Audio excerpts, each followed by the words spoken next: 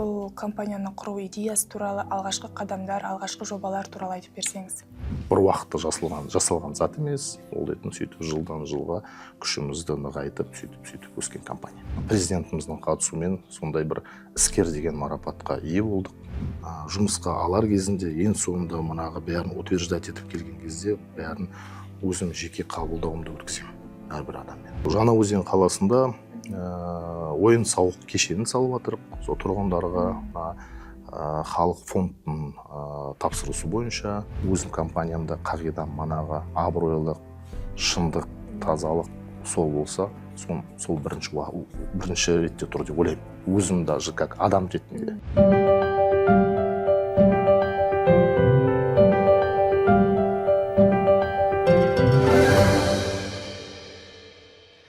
Армысыздар, құрметті көрермен, сіздермен Маңғыстау газетінің YouTube жобасы «Іскерлік әңгіме» подкасты.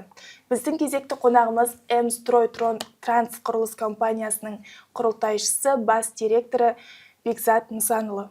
Бекзат мырза, қош келдіңіз. Рахмет, саламатсыздар ма? Сұхбат беруге келіскеніңіз үшін көп рахмет. Рахмет. Алғашқы сұрақ, әуелі өзіңізді көрерменге толығырақ таныстырып өтсеңіз. Жаңа енді өзіңіз айтып кеткендей, атым Бекзат Нысанұлы Алапанов болады.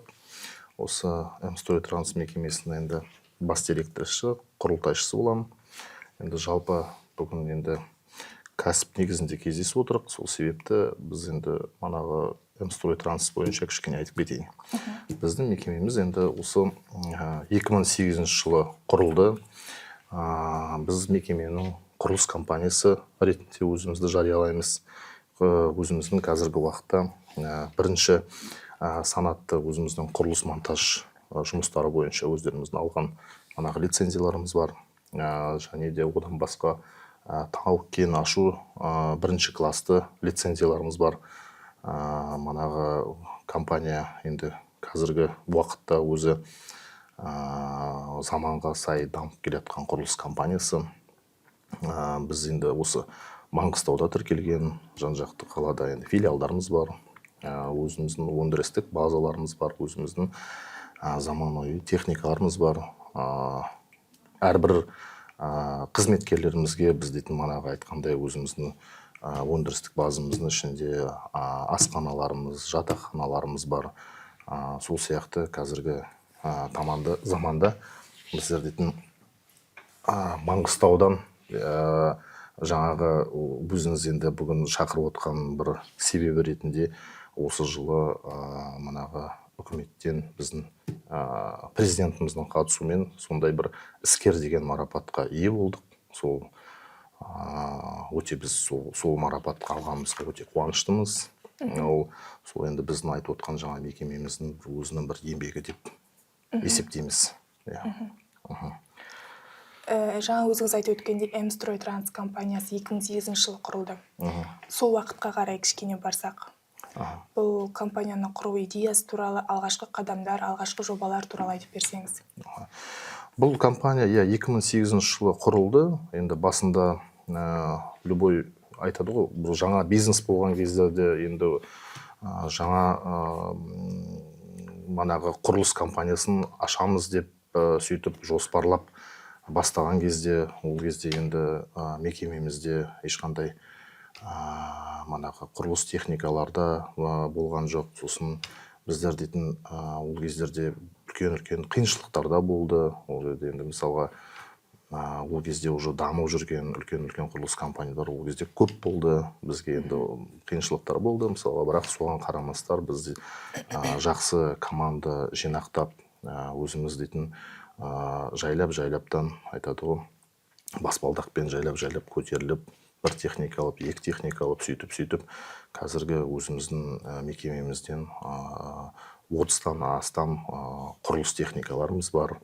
Өзіміздің манағы қайталап айтып кетейін, манағы өзіміздің жұмысты сапалы жасау үшін, тез арада шешімдер қабылдау үшін, мысалға бара жылдан жылға өзіміз өсіп, мысалға өндірістік базамыз бар, манағы айтқандай бүткіл инфрақұрылымдар жасап өзімізге сондай дәрежеге жетіп отырық. Сол енді қазір айтып отқандай, 2008-ден баяғы кезден айтып атсақ, ол дейтін бір уақытта жасалған зат емес. Ол дейтін сөйтіп жылдан жылға күшімізді нығайтып, сөйтіп өскен компания.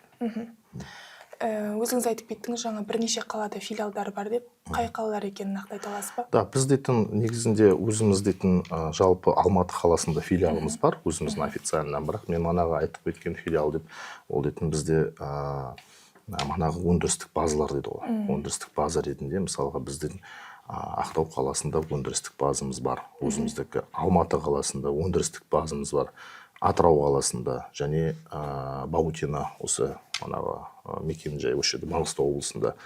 Ол дейтін өте бізге жұмысты ыңғайталады. Мысалы Алматыда бір жобаларды іске асырсақ, мысалға ешқайда ешкімнен сұрамай өзіміздің сол жерде қызметкерлеріміз бар, өндірістік базаларымыз бар, сол жерде мысалы қатынап жұмыс жасай аламыз. Сол сияқты айтқан басқа манағы аумақтарда, облыстарымызда манағы Атырау облысы болсын. Соны мен жаңа айтып кетіп отқаным сізге. Ал өзіңіз қай жердің тумасысыз? Қай мамандықта оқыдыңыз? Мен жалпы өзім осы Ақтау қаласының, баяғы бұрын Шевченко дейді ғой, осы қаласының тұрғынымын. Ұлым Шеркеш болады, нағашыларым Жанай болады. Осы жердің Ақтаудың тұрғынымын. Өзім енді бірінші өзім алған манағы мен негізінде юрист болып өзім бітірдім. Екінші енді ол біздің әрбір Маңғыстаудың тұрғыны ретінде нефтегаз саласынан өзім техникалық білімім бар. Компанияңыз құрылыс монтаж жұмыстары бойынша бірінші санатқа, ал тау-кен қазба жұмыстары бойынша бірінші сыныпты лицензияға ие. Бұл лицензиялар сіздерге қандай мүмкіндіктер береді? Бұл лицензиялар енді алдымен ол дейтін үлкен мекемеге деген жауапкершілік. Ол жауапкершілік. Сосын бұл осындай жоғары лицензия алғаннан кейін қандай бір жобалар болсын, құрылыс нысандары болсын, біздер дейтін манағы айтады ғой, басты генподрядчик болып, мысалы, мекемелеріміз сондай жобаларды іске асырады.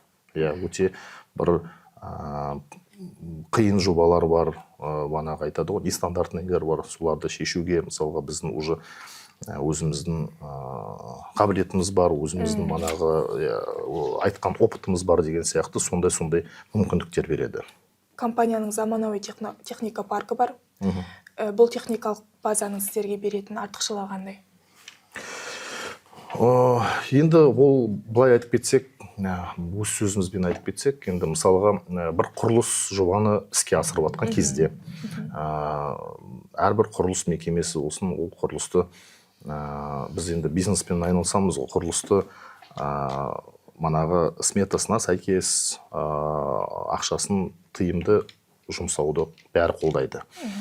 Сол себептен мысалға біз манағы өзіміздің құрылыс техника паркіміз бар, өзіміздің инженерлеріміз бар. Мен мысалға бүткіл оператор, механизаторлардың көбісі бізде вахтовый методпен жұмысқа келеді. Біз дейтін сол үшін оларға манағы жатақханаларды, асхана, сосын жолдағы келетін билеттеріне шейін бүткіл киіммен, бәрі аяқ киіммен деген сияқты бәрін компанияның атынан біз дейтін соны қамтамасыз етеміз. Сол себепте ол қандай басымдық береді?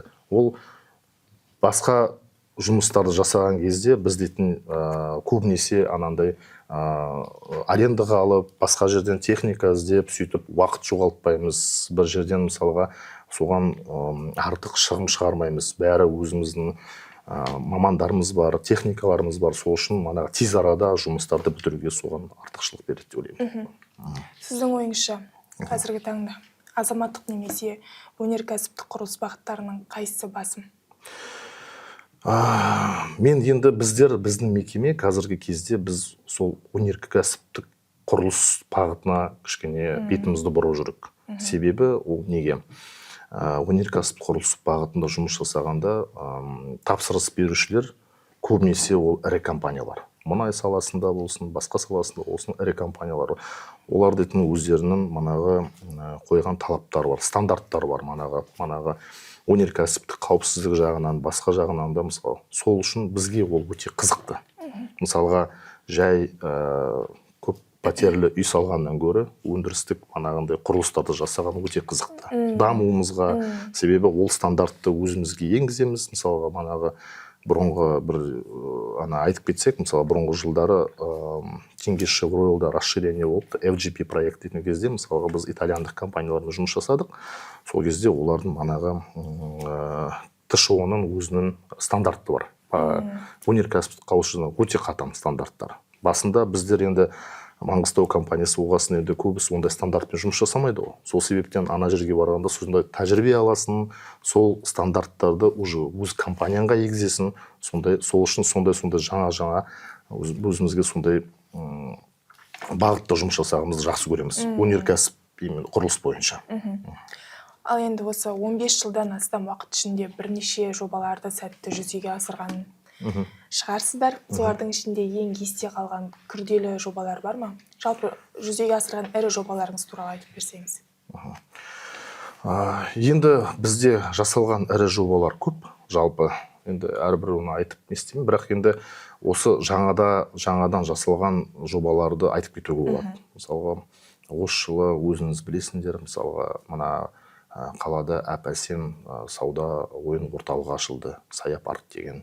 Осы қаламыздың қазір күшті, әдемі, көрнекті орындардың бірі. Ол дейтін мысалға, былай қарасаңыз, бізде Ақтауда ондай сауық орталығы жоқ. Стандартта бойынша ішіне кіріп қарасаңыз, енді кешегі халықтың бәрін ризашылығын білдіріп жатыр. Мысалға, оның алдындағы өзіңіз көріп отырсыз ғой, манағы қандай фонтандары бар, қандай абаттандыру жұмыстарында күшті керемет жасалған. Сол сияқты бір өзі бір қалаға сай емес бір проекттің бірі. Екінші бір осы жылдың проекттерін айтып кетіп жатырмын. Осы жылы мысалға манағы Жаңаөзен қаласында мысалға біздің өзіміздің тапсырыс беруші компания Казкормашзаводтың тапсырысымен біз дейтін осы жылы облыс әкім ашылуымен 25 қазанда үлкен завод ашылды. Сол жерде мысалға манағы былай қарасаңыз өзеннен локализация жобасы бойынша сол жерге завод салынып, қазіргі уақытта 250-ден астам адамға жұмыс орындары ашылып отыр. Мысалға, ол да бір өте бір қызықты, күрделі жоба, себебі ол бөлінген жер учаскесінде ол жерде суда болған жоқ, тоқта болған жоқ, канализацияда болған жоқ, ешқандай коммуникация жоқ. Олардың бәрін алып келіп, қосып, жан-жақтан істеп, сол жерге завод, манағы бір айдалада дейді ғой, заводты көтеріп жасап, қазіргі мысалға күшті біз өзінің бір өмірін алып жатыр сол жерде. Сондайлар жоба көп. Баяғыда енді айтып кетсек, манағы енді бір есте қалатын бір RG дейтін компания, білесіз ғой, үлкен біздің Қазақстанымыздың. Бізде сол жерден тапсырыс алып, баяғыда бір Қостанай облысында жұмыс жасағанбыз. Ол жерде енді ана Красногорск дейтін поселок бар, сол жерде осы жерде Ақтаудан колоннамен, техникалармен шығып, мысалға сол карьерге барғанда, ол жерде карьер айдала. Бір баяғы ескі бір ғимараттар тұр. Сол жерге мысалға құрылысшыларымызға соның ішіне ремонт жасап, манағы общежитие асханасын бәрін организовать етіп. Бірақ қыстың уақытында ең бір есімізде қалғаны, біз Маңғыстаудың мекемесіміз ғой, жылы жаққа үйреніп қалғанбыз. Ол жерде енді қыстың кезінде -40, -50 болып тұрады. Біздің енді техникаларымыз күндіз бойы жұмыс жасайды, мысалға ана карьерде бәрін. Түнде тұрамыз да, таңертең келгенде техникамыз қызбайды, ана қыстан. Сол жерде мысалға мана 2 смендік жұмысқа көштік. 24-те сағат бойы техникаларымыз тоқтатпай, қыстың уақытына карьер. Сондай бір күрделі проекттер болды. Бірақ абыроймен өтіп, тапсырушылардан жақсы алғыстарымызды алдық. Жалпы компанияның басты бағыттарының бірі бұл техникалық қауіпсіздік. Бұл бағытта қандай стандарттарды, жалпы қандай талаптарды ұстанасыздар?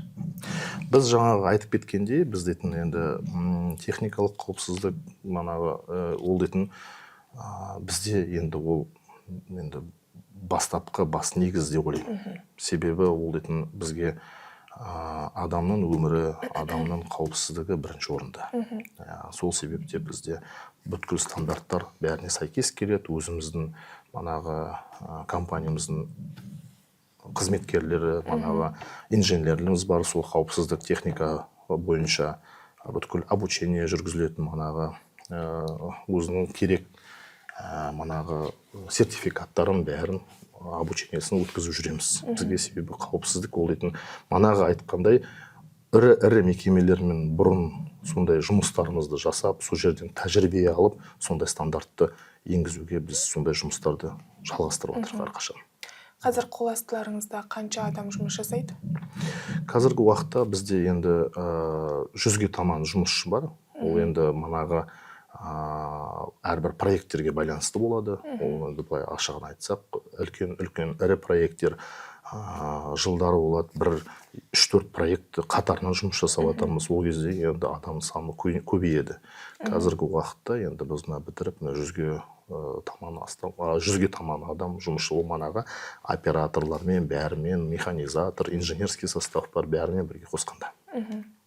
Ал жұмысқа кадр алатын кезде қандай талаптар қоясыздар? Қандай критерийлерге сүйенесіздер? Біз енді сөздің шыны керек, енді бізде оған сәйкес өзіміздің мамандарымыз бар. Жақсы оқытылған, манағы айтады ғой, отдел кадров деп сол.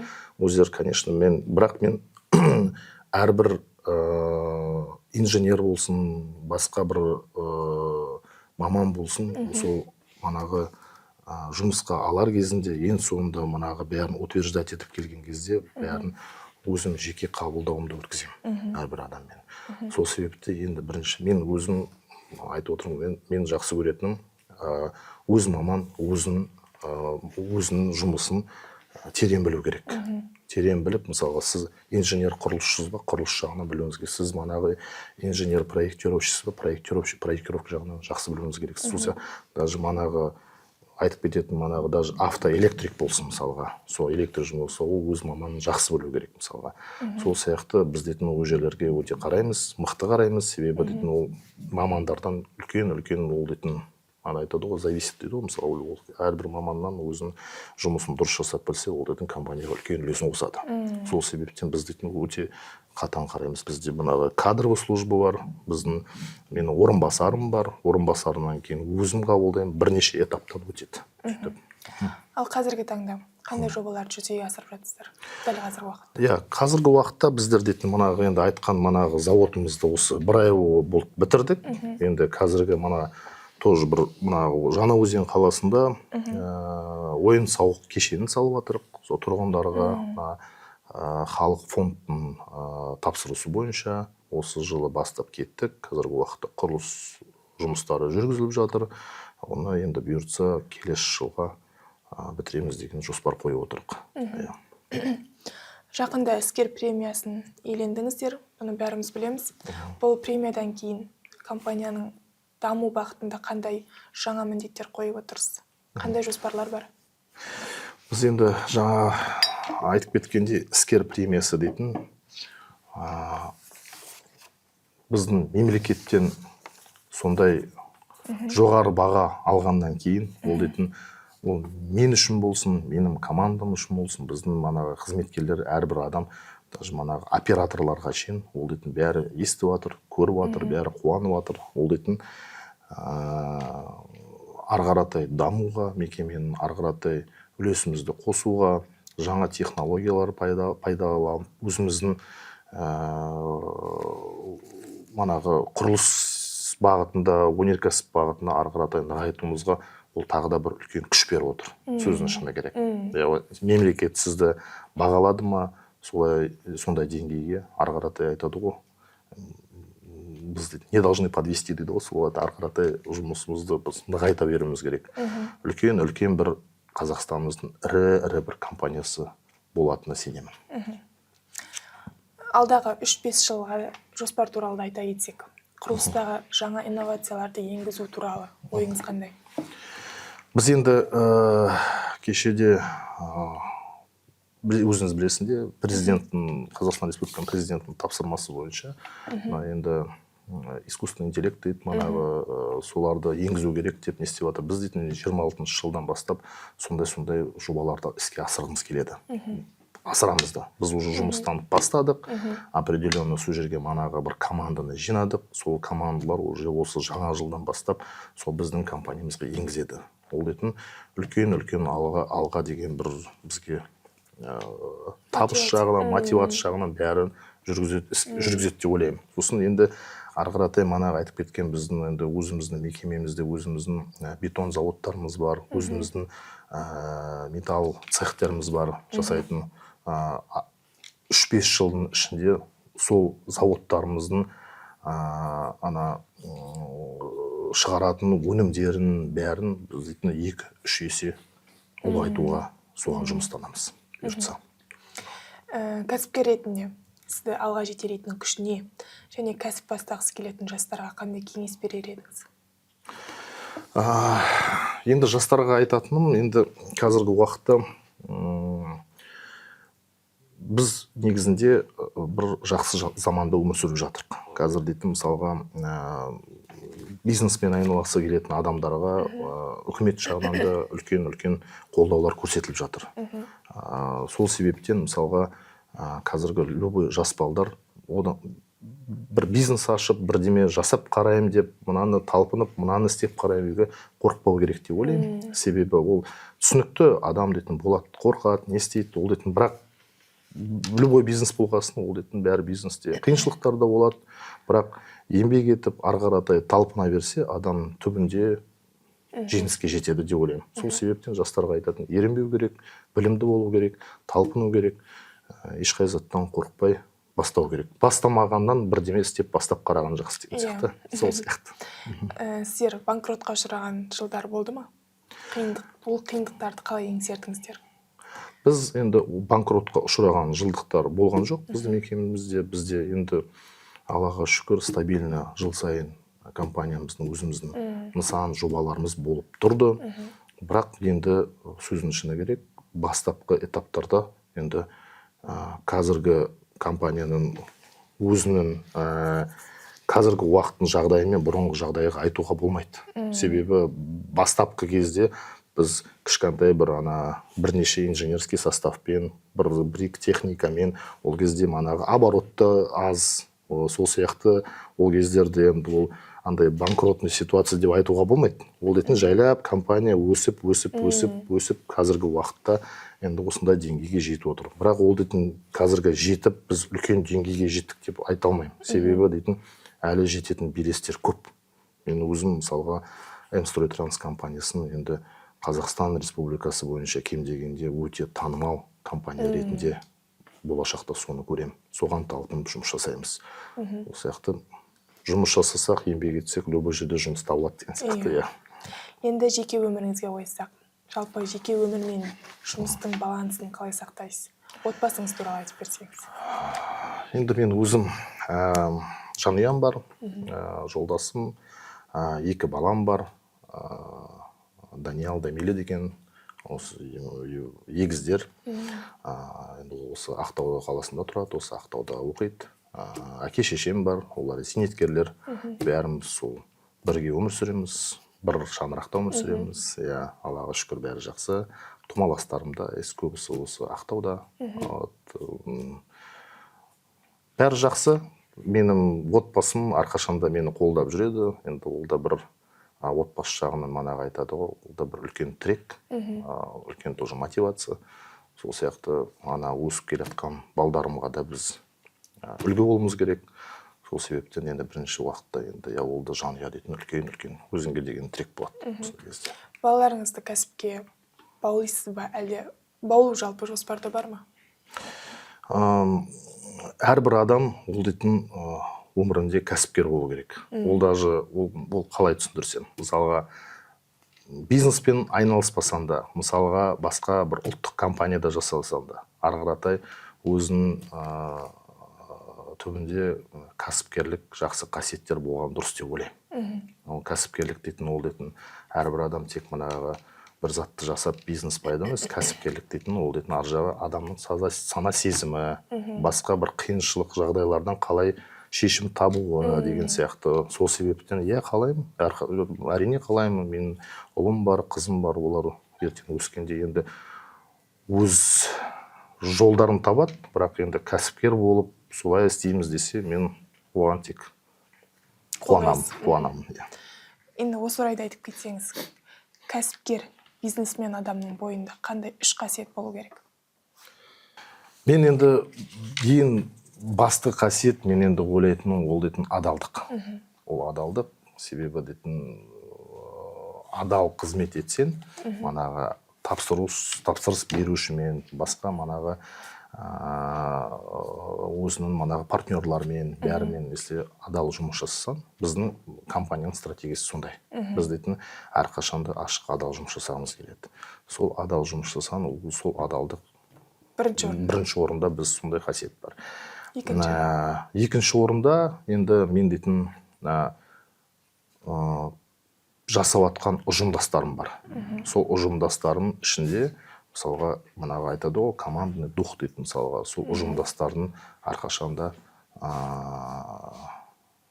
тірегі мен ұжымдастардың мынағы бір семья ретінде қарым-қатынас болу, сол қажет деп ойлаймын. Енді үшіншісі, енді ол дейтін бизнес саласында, ол дейтін манағы айтқандай, енді бір қасиетті манағы айтқандай, ол дейтін манағы адамның өмірі. Енді бізге ол өте маңызды. Ол дейтін манағы командный дух бар, манағы өзің адал жұмыс жасасаң, сосын әрбір қызметкерлеріңге манағы қауіпсіздік ережелерін сақтау ретінде, манағы әрбір қызметкерлердің тұру жағдайын, өмір сүру жағдайын, тамақтану жағдайын, сол заттарды ойлап, сол жерге бір көңіл бөлсеңіз, мысалға үлкен дәрежеге жеткізеді деп ойлаймын. Ал енді іскер адам ретінде өзіңізге демалыс сыйлайтын сәттер бола ма? Жалпы өзіңіздің тұлғалық дамуыңызға қалай көңіл бөлесіз? Енді әрбір адам демалғысы келеді ғой. Әрбір адам бұл дейтін дұрыс нәрсе деп ойлаймын, әрбір адам ол дейтін демалу керек. Бірақ енді кәсіпкер ретінде бізде енді басқа қызметшілердің бір ерекшелігіміз, ол дейтін кәсіпкерге көп демалуға болмайды. Себебі көп демалсан, айтады ғой, бір орысша айтады ғой, возможностьтерді өткізіп алуы мүмкін десе. Сосын біз дейтін көп табанды табысқа жетер дейді ғой.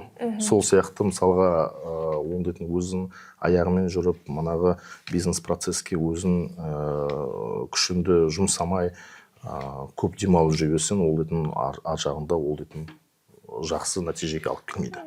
Сол себептен енді жас болып күшін бар кезде жұмысты көп жасап, азырақ демалу керек. Демалатын уақыты бір келеді ғой, бір зейнеткерге шыққан кезде, зейнет жасқа шыққан кезде. Соңғы сұрақ болсын.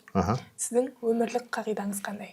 Енді өмірлік қағидалар манағы енді жаңағы айтып кеткендей, мен өзім компанияның бас директор болғасын, ол былай қарасаң енді адам дейтін біраз уақыт, өмірінің жартысы, даже жартысынан көп уақытын жұмыста өткізеді ғой. Мысалға, сол сияқты мысалға қалай өзім компаниямда қағидам манағы абыройлық, шындық, тазалық сол болса, сол бірінші ретте тұр деп ойлаймын. Өзім даже как адам ретінде. Себебі ол адамгершілікті болсан, манағы даже достар арасында, партнерлардың арасында шын адал жүрсен, ол сенің мекемең болсын, саған лично өз адам ретінде үлкен бір әсерін тигізеді деп ойлаймын. Жақсы, керемет. Сүбелі сұхбат бергеніңіз үшін, уақыт бөліп келгеніңіз үшін көп рахмет сізге. Рахмет сізге.